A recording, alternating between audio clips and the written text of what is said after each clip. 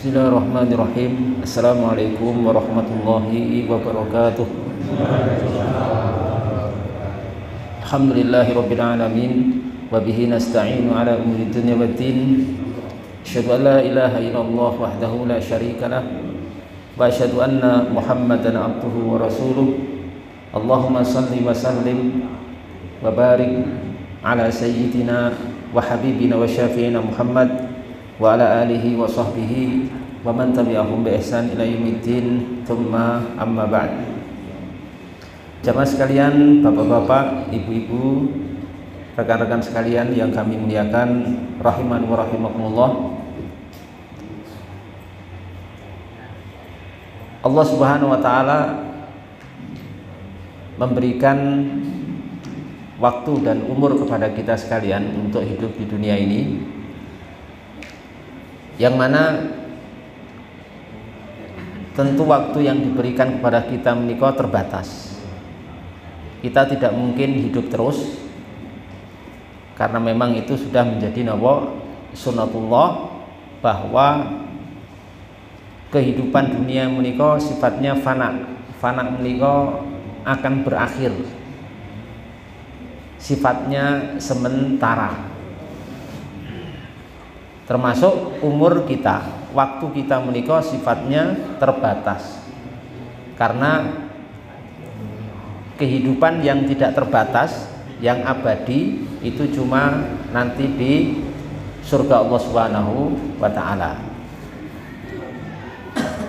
Oleh karena itu, Bapak Ibu sekalian, karena kita sekalian kula panjenengan menika hidup di dunia ini, dan sampai hari ini alhamdulillah kita masih diberikan kesempatan untuk itu, yang mana kita sekalian tadi sudah kami sebutkan bahwa hidup kita terbatas dan waktu kita sangat pendek sekali. Oleh karena itu, monggo kula panjenengan berusaha untuk memanfaatkan waktu dan umur kita yang tersisa menikah untuk perkara-perkara yang bermanfaat, yang mendatangkan ridha Allah, yang berpahala, yang nanti amal soleh menikah nanti akan menjadi bekal atau menjadi sang kita untuk menghadap Allah Subhanahu wa taala di satu hari nanti. Dalam Al-Quran Allah Subhanahu wa ta'ala sudah mengingatkan wal asr innal insana lafi khusrin illal ladzina amanu wa amilus solihat wa tawassaw bil haqqi wa tawassaw bis sabr. Jadi enten mriku Allah Subhanahu wa ta'ala sudah menyatakan wal asri. Menika Allah Subhanahu wa ta'ala bersumpah dengan waktu, Pak. Waktu menika waktu asar. Itu menunjukkan bahwa waktu itu sangat penting. Umur kita menika sangat penting, yang seringkali kula panjenengan tidak menyadari. Oke, tiba-tiba waktu kula panjenengan umur kita menika sudah sekian tahun, sudah mungkin tiba-tiba umur kita sudah kepala 4, ada yang kepala 5 gitu. Dan mungkin banyak yang sudah kepala 6, artinya sudah 60 tahun ke atas. Berarti ini sudah sangat dekat sekali. Maka di situ Allah menyatakan wal asri innal insana lafi khusrin, bahwa manusia itu semuanya dalam kerugian. Dikecualikan apa? Yang tidak rugi menika illal ladzina amanu, orang-orang yang beriman, wa amilus solihat, dan beramal soleh, wa tawassaw bil haqqi, saling menasihati dalam kesabaran, dan saling menasihati dalam dalam kebenaran, tawassaw bil haqq dan tawassaw bis sabr, dan dalam kesabaran. Jadi monggo niki waktu-waktu sisa menika kita harus maksimalkan untuk memperbanyak kebaikan, amal soleh semaksimal mungkin. Karena disebutkan oleh ulama dan dinasihatkan oleh para ulama kita bahwa waktu kula panjenengan menika harus dijadikan semua bernilai ibadah atau ubudiyah pada Allah Subhanahu wa taala. Jadi seorang muslim menika 24 jam dari sejak bangun tidur sampai mau tidur lagi menika, nanti waktu menika bernilai apa? Ibadah. Bernilai dalam kondisi kita sekalian seorang muslim menika dalam kondisi melakukan ubudiyah peribadahan kepada Allah Subhanahu wa taala. Tidak ada yang sia-sia. Dalam kondisi apapun, dalam tempat manapun, bagaimanapun, itu semuanya bernilai ubudiyah pada Allah Subhanahu wa taala. Nah, ada seorang ulama namanya Imam Abdul Abbas Al-Mursi rahimahullah taala. Beliau menikah menyampaikan bahwa waktu kita menikah ada 4, Pak. Gur papat. Jadi waktu kula panjenengan mung enten pinten sekawan. Mboten enten sing nomor gangsal. Hanya 4 dan tidak ada yang kelima. Beliau mengatakan ngeten. Auqatul abdi arba'atun la khamisa. Waktu seorang hamba menikah ada 4, hanya ada 4 la khamisa dan tidak ada yang kelima. 4 waktu kula panjenengan ku napa? Nomor setunggal, yang pertama itu nikmatu, waktu mendapatkan nikmat.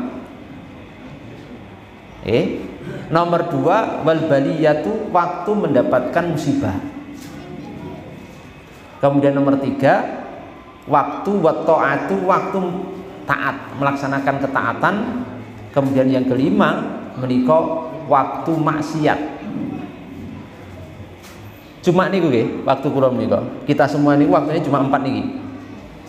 Waktu mendapatkan nikmat, waktu mendapatkan musibah, waktu sedang melakukan ketaatan, dan waktu sedang melakukan maksiat. Cuma niku dibolak-balik ke sana kemari niku waktu kula jenengan niku cuma niku, Pak. Nek mboten pas nikmat, mendapatkan nikmat, dimudahkan rezekine, lancar rezekine, diberikan kesehatan, diberikan keluarga yang baik, diberikan anak istri yang luar biasa, dimudahkan urusannya. Ini kok pas nikmat, waktu nikmat nih. Nomor kali waktu baliyah ini musibah. Dados ngeten. Sak mujur-mujure seseorang niku mboten mungkin dari awal hidupnya sampai mati menika nikmat terus, mboten mungkin. Kadang nikmat mesti enten apa? Kadang musibah. Mboten enten wong kok seneng terus, mboten enten. Ndak ada, Pak. Dari sejak lahir ceprot sampai mati seneng terus, ndak ada. Nggih, ada senenge, ada napa? Susah. Enten nikmate, kala-kala nggih enten musibah. Pun niku sunatullah niku ndak bisa dirubah. Makanya kadang dapat nikmat, tiba-tiba dapat musibah. Musibah sakit, ya toh? Tiba-tiba sakit lumayan, tiba-tiba berobat bayarnya ya lumayan, itu tiba-tiba nauzubillah misalnya kecelakaan, tiba-tiba usahanya bangkrut, tiba-tiba panennya gagal, nikus, gitu. Niku roda hidup manusia niku mboten enten sing seneng terus, ning mboten enten wong susah terus.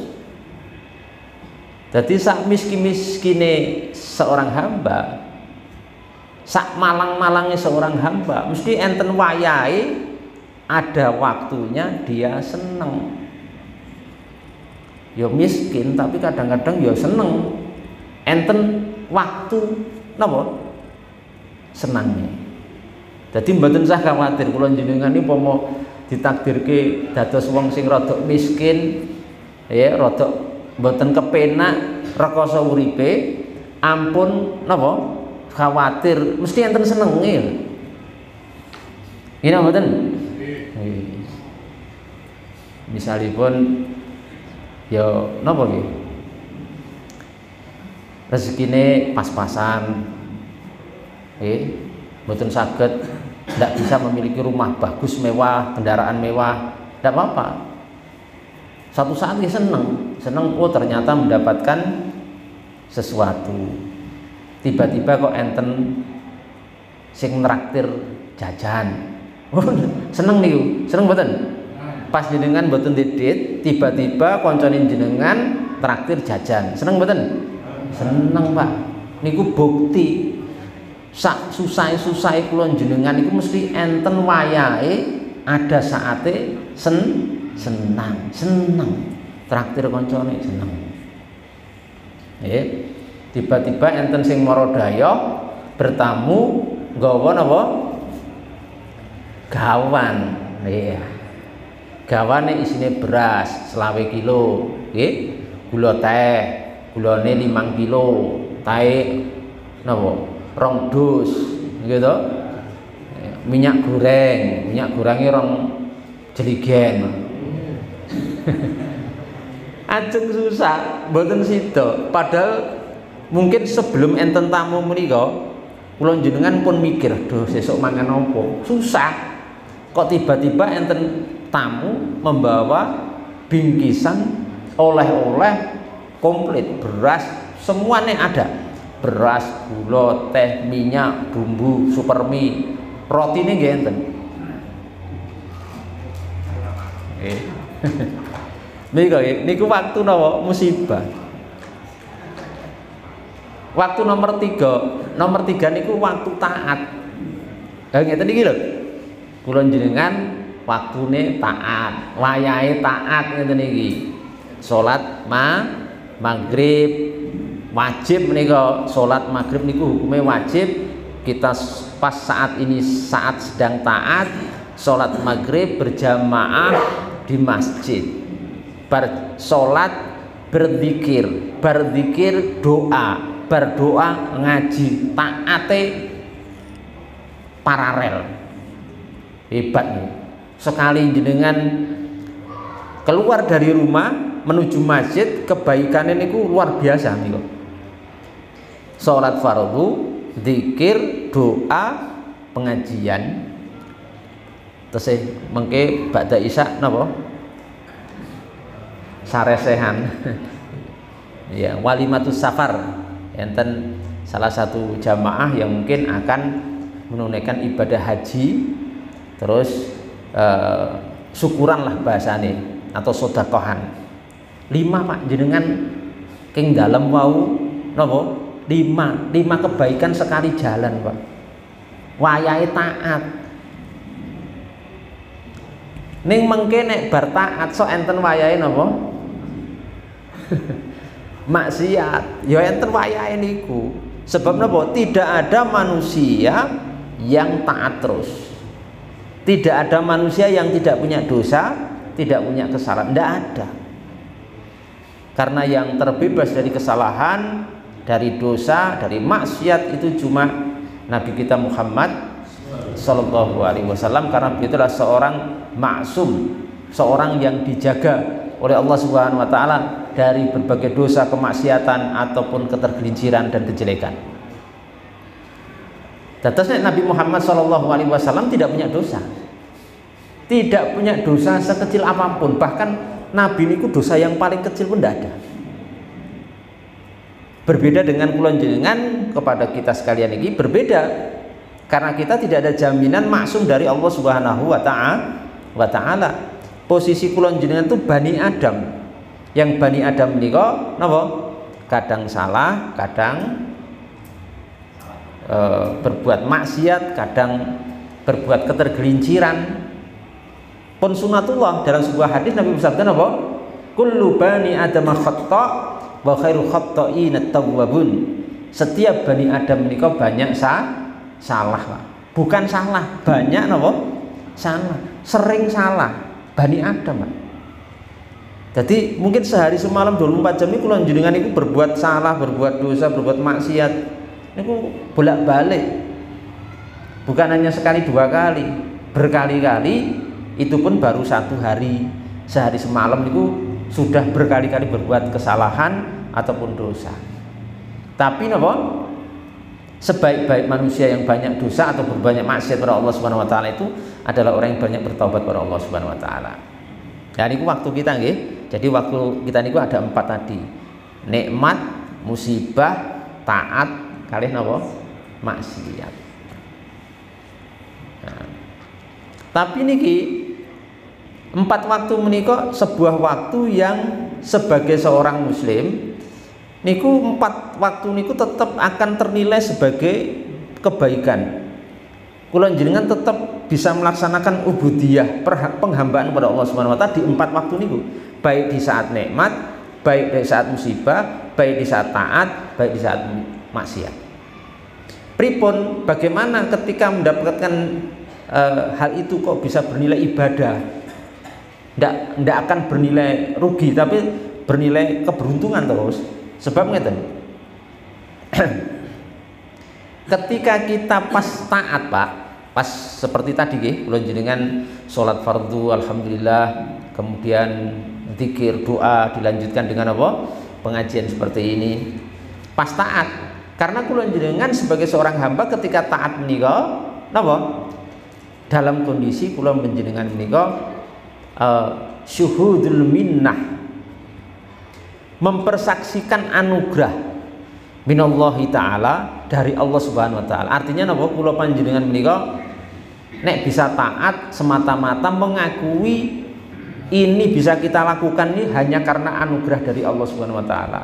Bukan karena kehebatan kita, bukan karena kemampuan kula jenengan bisa sholat seperti ini, jenengan mudah sekarang alhamdulillah nggih pun sami sholat fardu 5 kali sehari, sholat wajib, saged derek pengajian seperti ini, itu bukan karena kehebatan kula jenengan, Pak.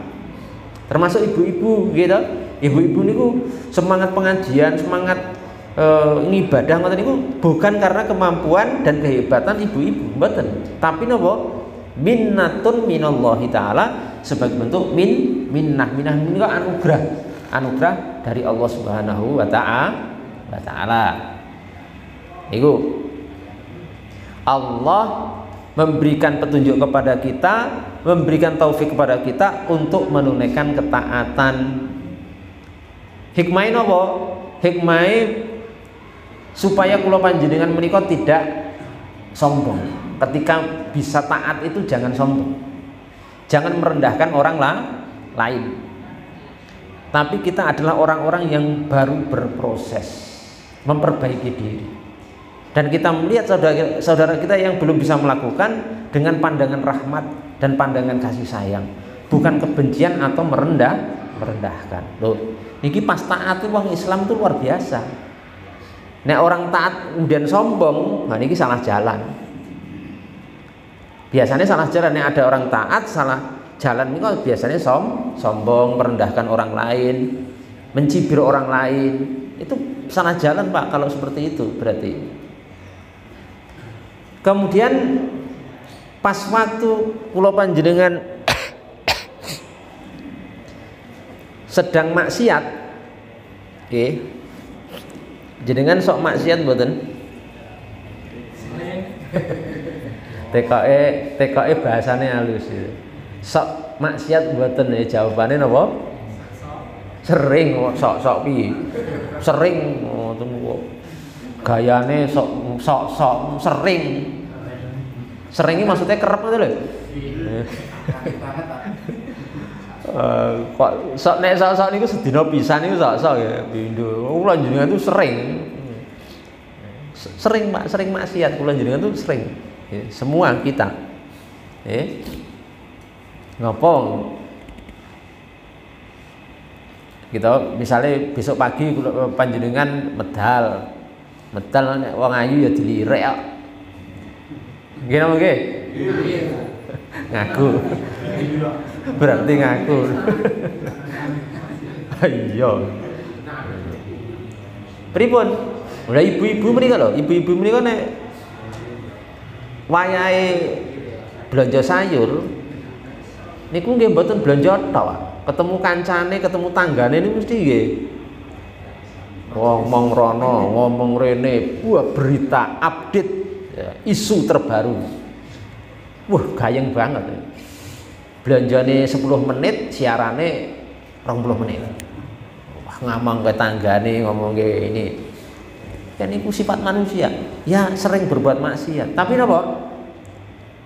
Karena kula panjenengan sebagai seorang muslim dan muslimah sing alhamdulillah sudah taat pada Allah, pun ngaji, pun ngerti ilmune, maka napa ketika pun harus terjatuh kepada maksiat ataupun dosa, menika tetap bisa menjadi dan menunaikan ubudiyah penghambaan pada Allah. Pripun carane? Carane dengan cara apa? Wujudul istighfari wan nadmi, saged menunaikan istighfar dan penyesalan.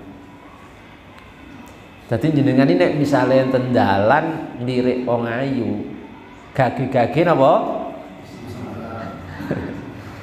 Gage-gage istighfar, wa astagfirullahaladzim. Ngoten, ngerti ilmune ya. Iya.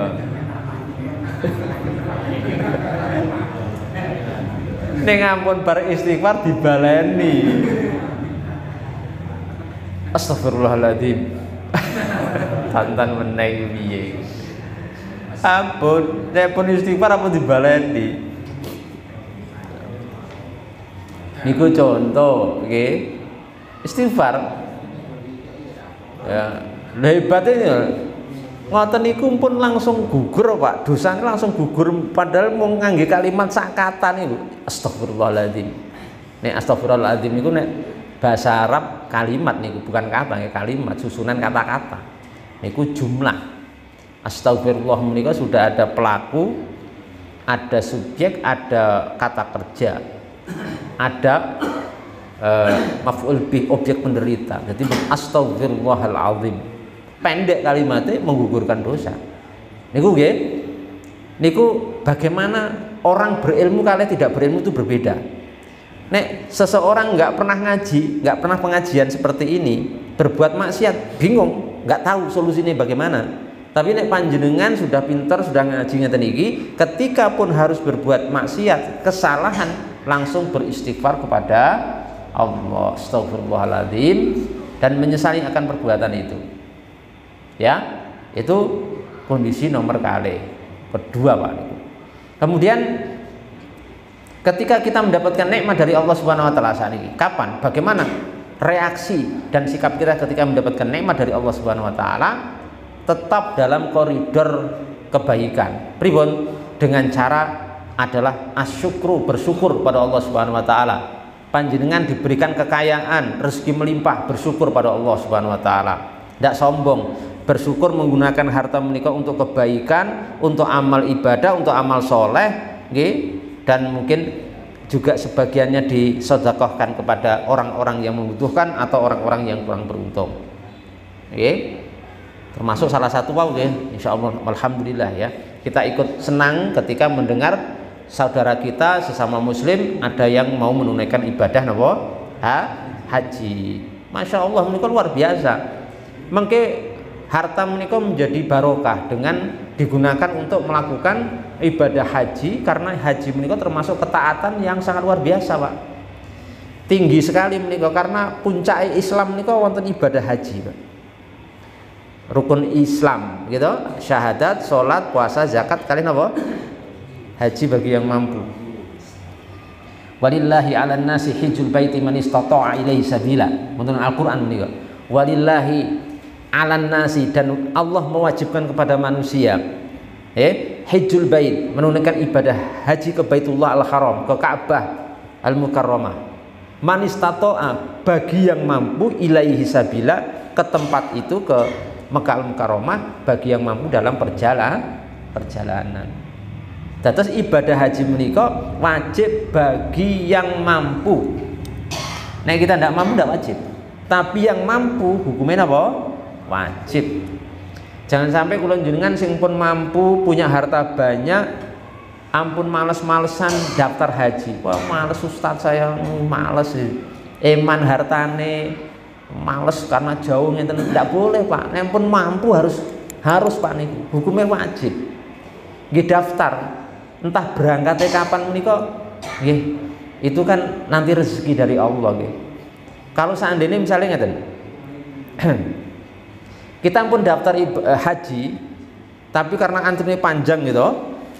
Nanti ternyata pas kita sudah meninggal baru dipanggil, baru antrian kita dapat.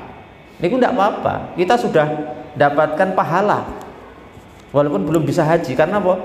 Karena Allah menilai apa niat kula panjenengan, Pak. Ini kula hebatnya. Tapi misalnya kita misalnya pun mampu secara harta sudah mampu, biaya ke sana mampu, tapi ndak mau nggak mau daftar, males. Niku nanti nek sampai wafat, niku dia tercatat sebagai seorang yang sedang maksiat pada Allah Subhanahu Wa Taala. Kenapa? Karena belum mendaftar ibadah haji tadi. Padahal sudah mampu. Jadi untuk yang sudah mampu, monggo untuk segera mendaftarkan diri. Terserah nggih mau haji yang mana, haji yang reguler nopo yang mahal juga banyak sekarang. Furoda ya bisa, tapi nek furoda mahal nggih mungkin sampai hampir 300-an juta, tapi ndak antri langsung berangkat, tapi ya 300-an lumayan gitu, lumayan Pak niku. Tapi nek punya ya monggo saja, silahkan Pak, tapi ndak punya ya reguler saja. Atau ngeten nek kita menika haji susah karena antrinya terlalu panjang, daftar tok nggak apa-apa. Panjenengan bisa umroh. Panjenengan bisa apa? Umroh. Umroh menika manggate ini, umroh menika hukumnya wajib bagi yang mampu, bukan sunnah. Umroh saya ulang nggih, umroh niku hukumnya wajib bagi yang mampu. Tapi nek nggak mampu ya nggak wajib. Jadi kan umrah menika seperti haji, Pak. Hukumnya sama-sama wajib kalau mampu. Kalau nggak mampu nggak wajib. Tapi nek jenengan mampu, misalnya saat ini pinten ta umrah? 40 30 ya. 30 juta.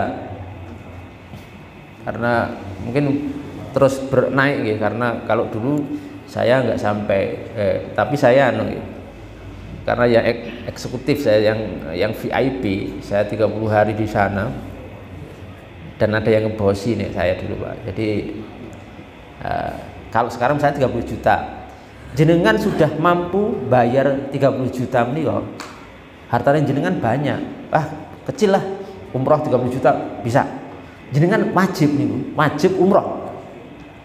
Nek jenengan sampai wafat belum umroh, padahal mampu umroh, berarti jenengan berdosa.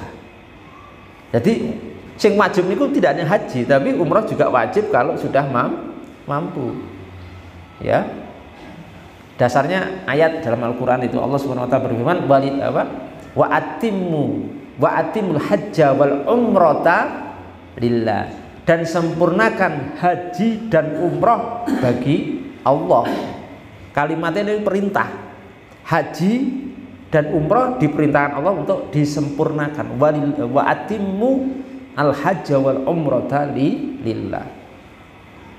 Terus Nabi Muhammad SAW pernah ditanya tentang Islam oleh seseorang. Kemudian Nabi menyebutkan syahadat, sholat, puasa, zakat. Kemudian di akhir menikah disebutkan haji, ya, dan kamu haji ke Baitullah Al-Haram dan wa ta'tamir, tambahan kalimat wa ta'tamir, dan kamu umroh.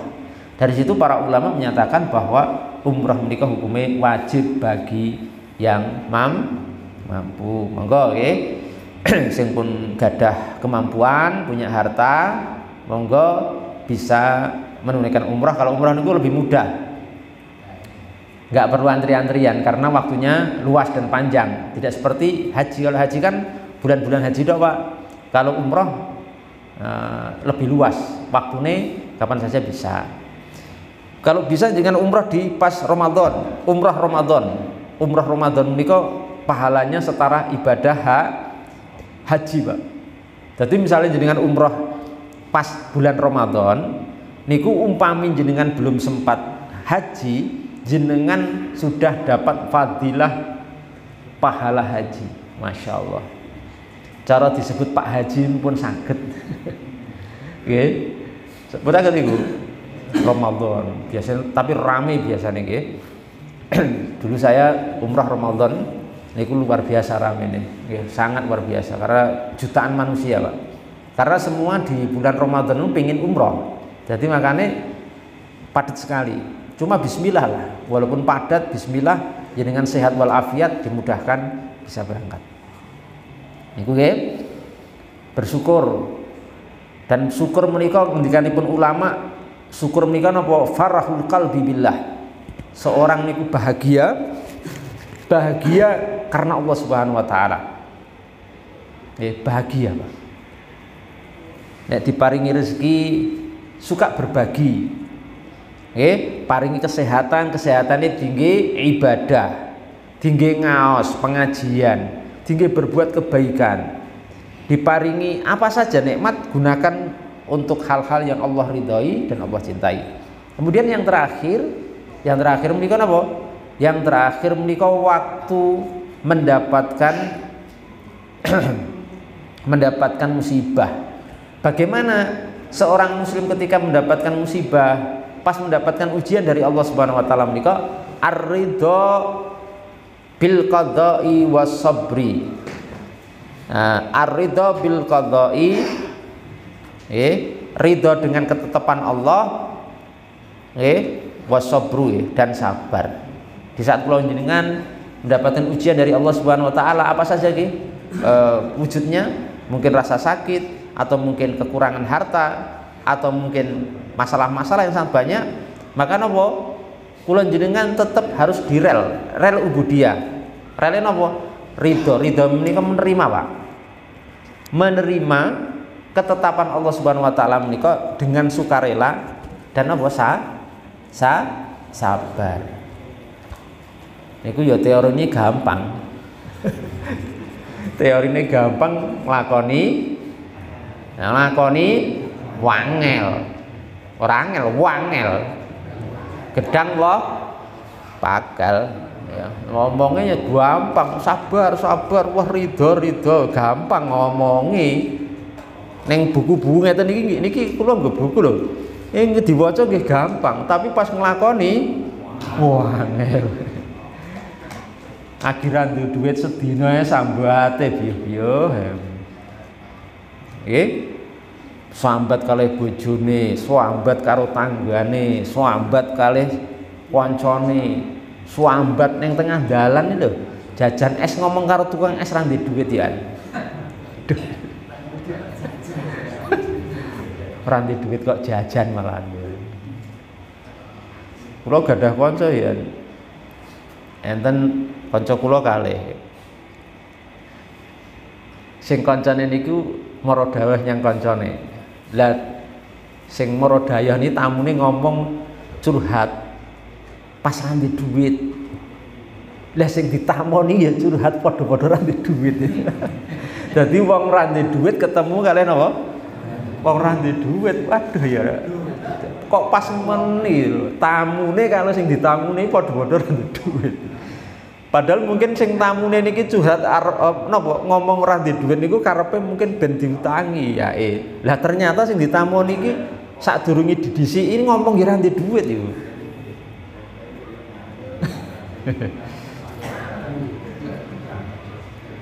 Dadi ngaten nggih. Dados kula jenengan nek pas mboten gadah dhuwit nggih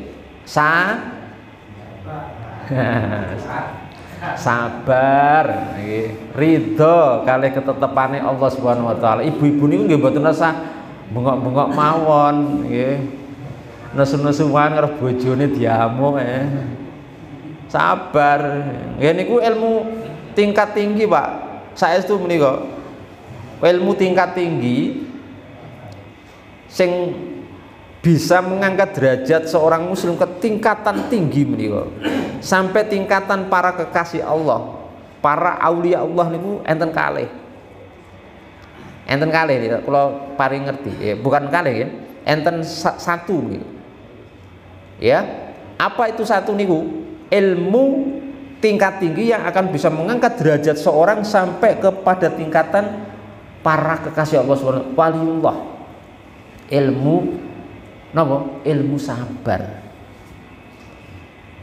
Nek taat niku biasa, jenengan bisa sholat, bisa poso, zakat, haji, umroh, sedekah, biasa niku kan taat, gampang nih. Cah SD iso, nggih mboten? Cah SD iso sholat mboten? Saged. Poso Ramadan ya lancar kok. Cah SD nih. Tapi nek sabar mboten maksiat, kali sabar nek diuji Gusti Allah menika ilmu tingkat tinggi.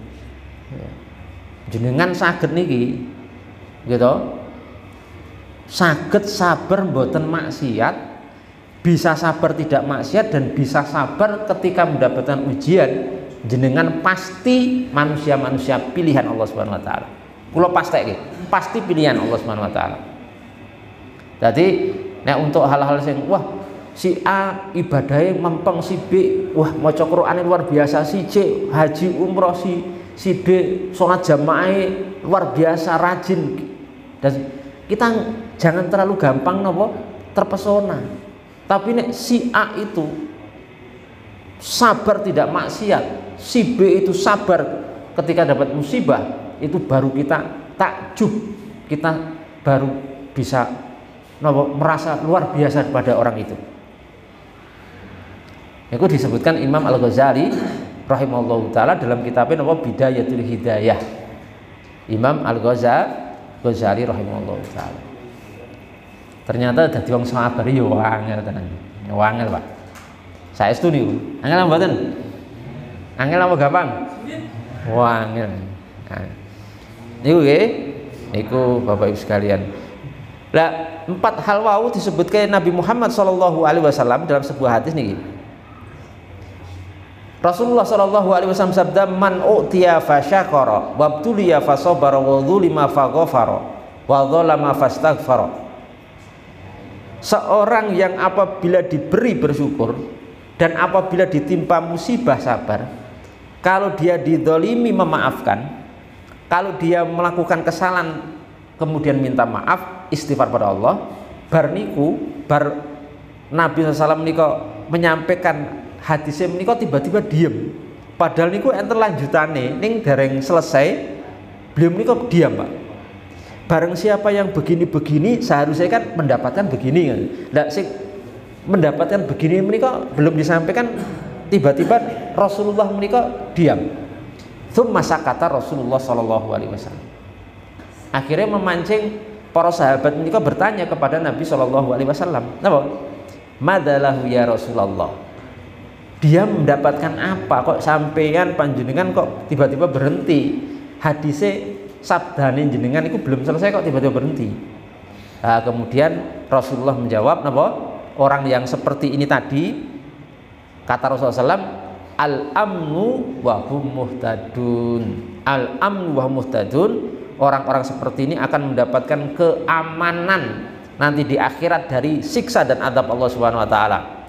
Jenengan nek saged mengamalkan 4 hal tadi nggih, pun kula sebutke tadi nggih, kalau diberi sabar, kalau diberi bersyukur, nek mendapatkan musibah sabar nggih, nek didolimi memaafkan, nomor sekawan kalau dia berbuat dosa atau kesalahan dia segera minta ampun kepada Allah, maka orang ini nanti di akhirat akan mendapatkan apa? Keamanan dari semua penderitaan dan hal-hal yang mengerikan nanti dan hari kiamat. Jenengan masuk alam barzah, pas meninggal terus masuk alam barzah, jenengan bakal diamanke oleh Allah Subhanahu wa taala. Di saat semua manusia ketakutan gitu masuk alam kubur, kita insya Allah nyaman, tenang, karena napa? Sing memberi keamanan langsung Allah Subhanahu wa taala. Syaratnya 4 wau. Sampai-sampai kula beberapa waktu lalu nggih. Beberapa waktu lalu ini kula membaca sebuah kitab, Pak. Karanganipun Imam Suyuti rahimahullahu taala. Beliau menika punya kitab membahas khusus tentang kekhususan hari Jumat.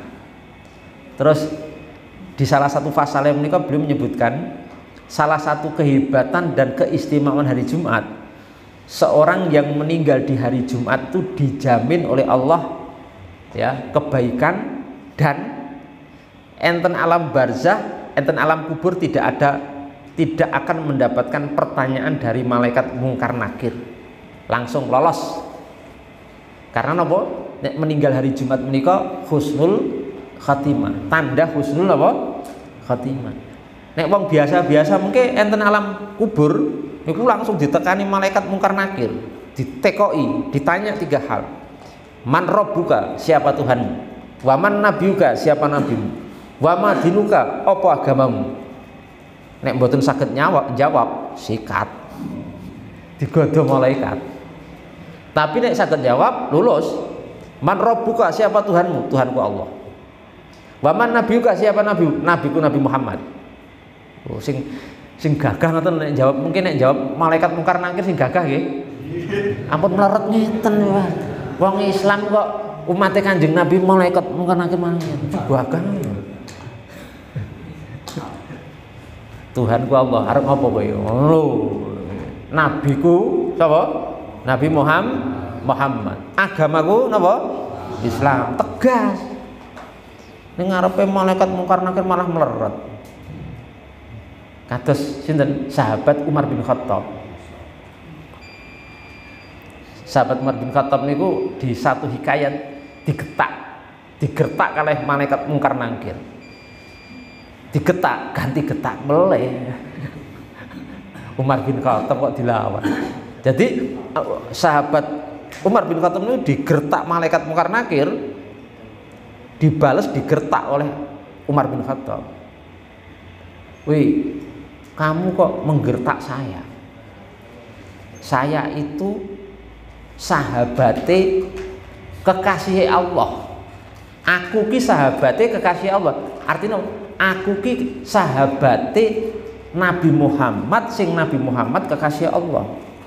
Kok sampean wani getak aku? Langsung malaikat mungkar nakir mak pleret.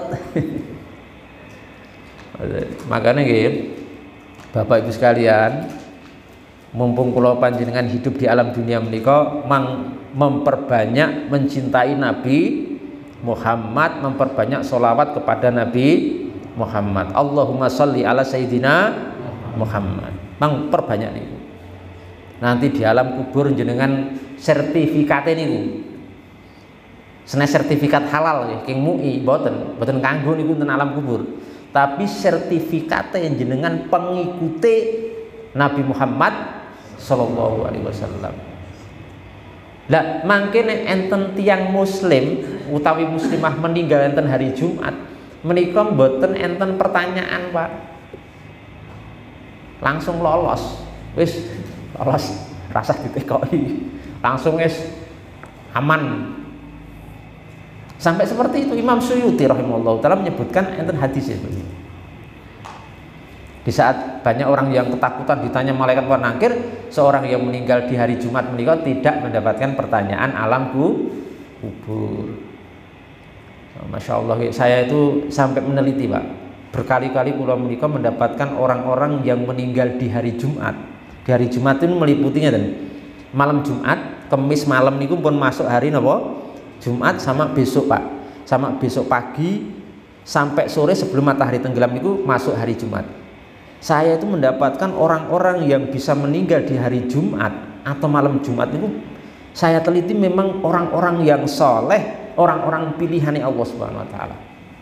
Saya teliti. Enten ulama meninggal hari Jumat, enten tiang ahli ibadah meninggal hari Jumat, enten seorang sing luar biasa muslim taat api, boten seneng gawe dosa, boten seneng gawe nglarani wong, meninggal hari Jumat. Saya setuju. Dan alhamdulillah ya, bapak saya meninggalnya hari Jumat, Pak. Wah, kula maknyes, Pak. Pas meninggal menika Kamis malam. Hari Jumat. Nggih, rahimahullahu taala, semoga Allah merahmati beliau. Paham gini nggih? Paham mboten? Ya.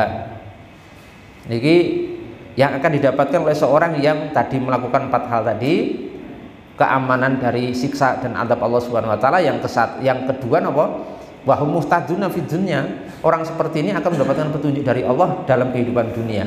Terbimbing, Pak. Kula jenengan terbimbing dalam kehidupan dunia. Menika sebelum saya tutup di sini ada pertanyaan tentang masalah bolehkah seorang atau panitia kajian mengadakan kajian di hotel yang berbayar. Sekarang kan marak kajian-kajian yang diselenggarakan tidak ada di masjid, ya kadang di hotel, kadang di gedung-gedung, kadang di aula, kadang di lapangan, dan kadang-kadang sekarang itu tren ada pengajian enten hotel, kemudian kadang berbayar, Pak, berbayar sekian, misalkan 150k, misalnya 150.000 bayare begini dan seterusnya. Apakah boleh seperti itu? Pertama, masalah tempat itu tidak ada masalah ya. Pengajian itu boleh di masjid dan boleh tidak di masjid. Boleh di masjid, boleh di lapangan juga boleh, Pak. Tablik akbar atau kajian besar di lapangan boleh juga. Di kantor-kantor, di gedung-gedung, di aula, di hotel, di apartemen tidak ada masalah.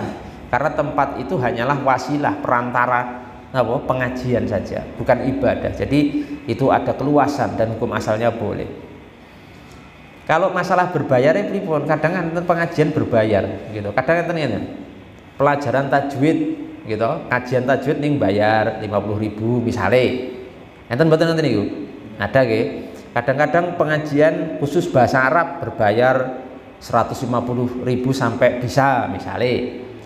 Macam-macam. Tajwid, kadang bahasa Arab, kadang parenting ya, parenting, pendidikan anak begini-begini bayar. Itu tidak ada masalah juga gitu. Karena menurut mayoritas ulama bahwa mengambil upah dari mengajar Quran menikah hukumnya boleh, Pak. Paham betul ini? Mengajar Quran dan mengambil upah darinya hukumnya apa? Boleh. Boleh-boleh saja. Sebab napa? Pertama, dalam Quran itu disebutkan salah satu pihak yang boleh mendapatkan bagian zakat itu salah satunya amil zakat. Nah, amil zakat menika dijelaskan oleh ulama di antara Imam At-Tabari bahwa napa? Dia itu mendapatkan bagian zakat tuh, amil zakat tuh karena napa? Karena sebenarnya upah. Dia bukan fakir, dia bukan miskin. Makanya amil zakat niku walaupun dia kaya, dia tetap dapat bagian zakat. Sebab apa? Itu sebenarnya bentuk upah. Kemudian enten hadis Nabi Muhammad SAW berbunyi, ahakku ma akhadtum alaihi ajron, napa? Kitabullah. Sesuatu yang paling pantas untuk diterima upahnya niku napa? Mengajarkan Quran. Hadisnya jelas ini, ya, itu boleh mengambil upah dari mengajarkan Quran. Misalkan ngajar TPA dibayar, boleh enggak niku? Ya boleh. Ngajar TPA kan ngajarkan Quran niku, terus dibayar, boleh, diterima boleh. Termasuk kata para ulama, segala sesuatu tugas-tugas yang hukumnya fardu kifayah mereka boleh mengambil upah. Contoh, imam sholat, misalnya enten masjid besar netapke imam rawatib, imam tetap digaji oleh masjid atau digaji oleh pemerintah, boleh diterima. Imam sholat, atau guru ngaji, atau misalkan sakniki modele mutawif, pembimbing napa? Haji, pembimbing haji umroh niku ya dibayar, Pak. Emangnya gratis itu dibayar, diterima boleh, nggak masalah, boleh. Oke. Jadi nggak masalah. Pernah kejadian serombongan sahabat menika melakukan perjalanan, terus melewati satu kampung. Pas di kampung menika kepala sukune menika sakit. Sebabnya napa disengat oleh hewan berbisa. Terus napa kepala sukune menika menyampaikan ke rombongan para sahabat Nabi menika, siapa di antara kalian yang bisa meruqyah ngobati kepala suku ini? Nah, ternyata ada seorang sahabat yang bisa meruqyah, mengobati, tapi napa minta syarat. Saya mau tapi saya minta upah. Upahnya napa? Dalam riwayat itu minta 40 ekor kambing. Wah, lumayan ya. Satu ekor kambing pinten tadi harganya? Ya misalnya 3 juta nek kali 40 pinten? 3 kali 4 120 juta. Lumayan ya sahabat itu ya pinter ya. Minta upah nek cuma di rupiahnya 120 juta, Pak. Karena nek harga satu kambing 3 juta lah ya, kan mintanya 40 ekor kambing. Nah ternyata sahabat niku diterima syaratnya, kemudian apa? Sahabat itu membacakan Al-Fatihah kepada yang sakit menika dan dengan izin Allah ternyata sembuh, Pak. Kemudian kejadian itu disampaikan kepada Nabi SAW, kejadian itu, dan Nabi tidak menyalahkan dan membolehkan hal itu. Berarti itu menunjukkan apa? Bahwa mengambil upah dari Al-Quran itu diperbolehkan. Jadi kesimpulannya bahwa itu hal bagus, gitu. Karena lu kok ngaji kok bayar? Ya enggak apa-apa. Lah saiki pesantren bayar mboten? Bayar, Pak. Sopo sing arep ngajar nek gurune mboten dibayar? Pesantren bayar, sekolah-sekolah Islam, SDIT, SMPIT, SMAIT, bayar mboten? Bayar. Lah gurune sing ngajeng bayar sinten nek ndak dibayar? Enggak mungkin, enggak ada yang mau ngajar gitu nek mboten dibayar, karena mereka punya keluarga, anak istri juga kan. Jadi, lah kalau pesantren boleh mengambil gaji, sekolah boleh mengambil gaji, kok kemudian yang ngenteni pengajian berbayar tidak boleh? Padahal sama, intinya ngajarkan apa? Al-Quran, mengajarkan hadis Nabi Muhammad Shallallahu Alaihi Wasallam. Paham ya? Jadi tidak ada masalah seperti itu. Bahkan saya mengapresiasi ya teman-teman sing ya memang untuk jaring orang-orang tertentu itu kadang ya malah ngaji ning hotel, di apartemen seperti itu, Pak. Kadang yang dijaring apa? Yang dijaring artis-artis, yang dijaring pejabat-pejabat. Nek langsung kan artis, pejabat tinggi negara kan ngaji ngeten iki ya sorry. Mereka nggak mau, Pak. Isin, saya pejabat negara kok langsung kon teko karo wong desa ngene saya. Nggak mau. Nah, mereka ketika diundang di hotel berbintang 5, wah hadir.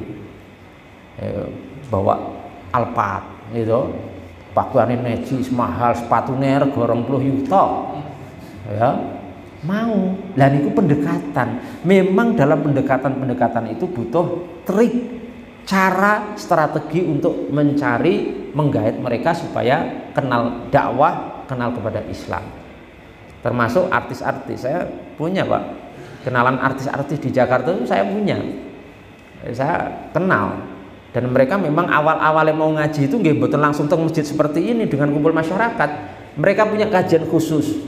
Kajiannya di ruangan mewah, makan-makannya mewah, kumpulnya artis-artis tok, nggak langsung kumpul dengan masyarakat.